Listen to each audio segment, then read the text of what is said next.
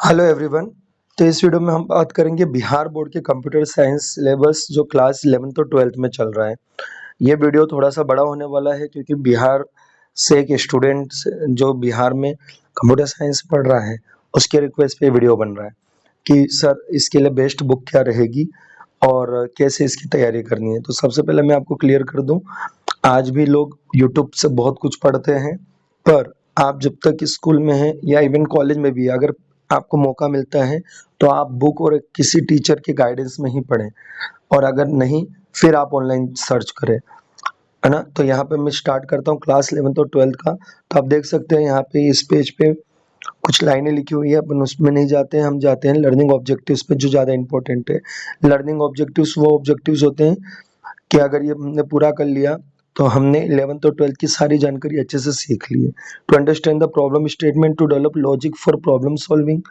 तो प्रॉब्लम को कैसे समझे, है ना, प्रॉब्लम स्टेटमेंट को कैसे समझे, ऐसा क्या दिमाग लगाए जिससे प्रॉब्लम को सॉल्व कर पाए, और कैसे ऑब्जेक्ट ओरिएंटेड मेथोडोलॉजी हम यूज कर पाए to understand the concept of object oriented methodology. और यहाँ पे जो ऑब्जेक्ट ओरिएंटेड प्रोग्रामिंग है, एक तो होता है मेथोडोलॉजी, मतलब तरीका क्या होता है ऑब्जेक्ट ओरिएंटेड प्रोग्राम बनाने का, और जब हम बोलते हैं object oriented programming using C plus plus तो हम एक इंडिविजुअल, एक सेपरेट, मतलब एक टॉपिक को एक लैंग्वेज की मदद से फिर समझना शुरू करते हैं। तो यहाँ पे हमें कैसे इम्प्लीमेंट करना है object oriented programming C plus plus की मदद से, वो भी सीखना बहुत जरूरी है। To implement object oriented programming using C plus plus, to understand the concept of working with relational database, और हमें ये भी जरूरी है कि रिलेशनल डाटाबेस पे कैसे काम कर सकते हैं वो भी सीखना है। To understand the basic concept of algebra of logic, ये भी सीखना हमारे लिए बहुत जरूरी है। To understand and explore the world of communication and network, हम ये जान सके कि जो दुनिया में कम्युनिकेशन हो रहा है, नेटवर्किंग फैल रही है, हम ऑनलाइन बातचीत कर रहे हैं, फाइल शेयर कर रहे हैं, ये कैसे हो रहा है। तो इन सभी चीज़ों को जानने के लिए ही क्लास 11th और क्लास 12th का कंप्यूटर साइंस का बिहार बोर्ड के सिलेबस बनाया गया है। अब बात करते हैं क्लास 11 की, जो 3 घंटे का पेपर है वो टोटल मार्क्स 70 कैरी करता है। अब देख सकते हैं computer fundamental, programming methodology, introduction to problem programming in C plus plus, computer system organization, ये 70 मार्क्स का है।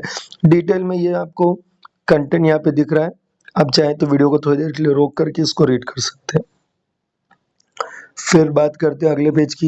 यहाँ पे भी अगर आप ध्यान से देखेंगे तो यहाँ पे भी सिलेबस को डिटेल में बताया कि क्या क्या टॉपिक आपको पढ़ने हैं। बात करते हैं फिर प्रैक्टिकल की। तो प्रैक्टिकल यहाँ पे 30 मार्क्स का है। अभी अगर मैं इसको थोड़ा सा इधर साइड में करूँ तो आप देख सकते हैं टोटल मार्क्स 30 दिया हुआ है, जिसमें कि 5 मार्क्स लॉजिक के हैं, 2 मार्क्स डॉक्यूमेंटेशन के हैं, 3 मार्क्स आउटपुट प्रेजेंटेशन के हैं, प्रोजेक्ट वर्क 10 मार्क्स का है, प्रैक्टिकल फाइल 5 मार्क्स की, वाइवा वो से 5 मार्क्स का। बात करता हूँ क्लास 12th की, वहाँ पे भी 70 और 30, 70 मार्क्स थियरी और 30 मार्क्स का प्रैक्टिकल दिखता है। तो 70 मार्क्स जो है 3 घंटे का पेपर है, जिसमें कि 30 marks programming in C plus plus है, डाटा स्ट्रक्चर 16 मार्क्स का है, डाटाबेस एंड एसक्यूएल 8 मार्क्स का है, बुलियन अलजेब्रा 8 मार्क्स का है, कम्युनिकेशन नेटवर्क कॉन्सेप्ट 8 मार्क्स का है, 70 मार्क्स का टोटल है। और यहाँ पे मैं थोड़ी देर के लिए आपके सामने यहाँ पे बता देता हूँ, आप इसका स्क्रीनशॉट ले सकते हैं बाद में रीड करने के लिए, या भी आप रीड कर सकते हैं वीडियो को रोक करके। ये डिटेल में बताया गया है कि जो अभी 70 मार्क्स का ऊपर हमने सिलेबस रीड किया उसके अंदर क्या क्या आपको पढ़ना है। नेक्स्ट मैं बात करता हूँ क्लास 12th में प्रैक्टिकल एग्जाम, जो ये भी यहाँ पे भी 30 मार्क्स की होगी। यहाँ पे डिटेल में मैं यहाँ पे कम करता हूँ। हाँ, इस जगह पे आप चाहें तो रुक करके स्क्रीनशॉट ले सकते हैं, किस तरह से तैयारी करनी, कितने मार्क्स का क्या है वो सब बताया हुआ है।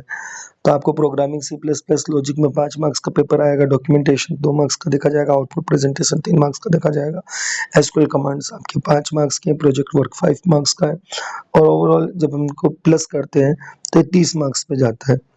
अब कुछ बच्चे बोलेंगे कि सर कहाँ 30 मार्क्स का जा रहा है, तो आप लास्ट तक देखें, 5th नंबर पॉइंट जहाँ पे दिया है 5 मार्क्स, तो हम इसको काउंट करते हैं 5 + 5 इट इज 10, है ना, प्लस आपका यहाँ पे 5 मार्क्स है तो ये कितना हो जाएगा आपका 15, और 5 आपका होता है 20, और यहाँ पे आप देख सकते हैं 2 प्लस 3 प्लस 2 प्लस 5 30, तो टोटल 30 मार्क्स यहाँ से आपको होते हैं। अब ये बात तो हो गई आपकी सिलेबस की। अब बुक कौन सी हम यूज़ करें, तो मैंने बहुत इस पे रिसर्च किया और फाइनली मुझे एक ऐसी बुक मिली जो कि मैं आपके सामने भी दिखाऊंगा। मेरे पास इसकी हार्ड कॉपी भी अवेलेबल है। पता नहीं क्यों मुझे ऐसा लग रहा है कि हो सकता है आज से 4 साल पहले जब मुझे कुछ नया सीखना था, तो मैंने मार्केट में जब गया तो ये बुक मैंने देखी और मुझे लगा कि मुझे परचेज़ करना चाहिए। लेकिन ये नहीं पता था कि ये बिहार बोर्ड में इसी का सेम सिलेबस आज के समय है। ठीक है, तो इसके लिए मैं अपना कैमरा ऑन करता हूँ आपके सामने और आप इसको ध्यान से देखिए। कंप्यूटर सिस्टम विथ C++, यहाँ पे सुमिता अरोरा की एक पुरानी बुक है, आप देख सकते हैं। टेक्स्ट बुक 11 क्लास की 9th एडिशन। इस बुक को अगर आप परचेस करते हैं तो ये 11वीं क्लास का पूरा सिलेबस जैसा कि आपके बिहार बोर्ड में पूछा जा रहा है वैसा का वैसा ही है। अब आप बात करते हैं, बस यहाँ पे आप इस चीज़ को मत परेशान होना कि यहाँ पे ये मार्क्स का आपका जो पार्टीशन है ये कुछ अलग तरीके का दिखेगा, तो आप इसको मत देख करके आप अपने टॉपिक को अगर ढूंढेंगे तो पूरा का पूरा टॉपिक आपको क्लास 11 का इसमें मिल जाएगा और आप अच्छे से तैयारी कर सकते हैं। पॉइंट टू पॉइंट वही टॉपिक दिए हुए हैं जो बिहार बोर्ड में। सेकंड में बात करता हूँ क्लास 12 की, तो यहाँ पे आप देख सकते हैं वॉल्यूम 1 10th एडिशन है ये, computer science with C++, Sumita Arora है ना। टेक्स्ट बुक क्लास 12 की यहाँ पे आप देख सकते हैं धनपत राय कॉर्पोरेशन।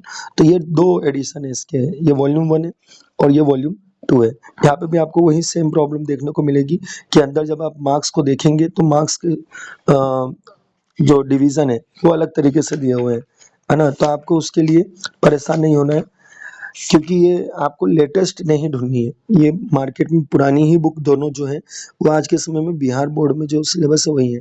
आपको इसमें ये चीज़ नहीं चेक करना है, ठीक है। इसको छुपा करके आपको टॉपिक वाइज यहाँ पे जब आप ढूंढेंगे तो वही चीज़ें मिलेंगी जो अभी मैंने आपको PDF में दिखाया। जो PDF आपके सामने चालू हुई थी वह जो आपकी बिहार बोर्ड की ऑफिशियल वेबसाइट है वहाँ से मैंने ली है, तो आपको प्रॉब्लम नहीं होगी, आप अच्छे से तैयारी कर सकते हैं। बात करता हूँ प्रिपरेशन वर्क की। रेगुलर अगर आपने 1 आवर दिए और आपने प्रॉपर प्लानिंग बना ली तो आप अच्छे से इसको कर सकते हैं। अगर आप चाहते हैं कि मैं इसकी प्रॉपर प्लानिंग आपको डिटेल में समझाऊँ तो आप मुझे बता सकते हैं कमेंट में। Thank you for watching.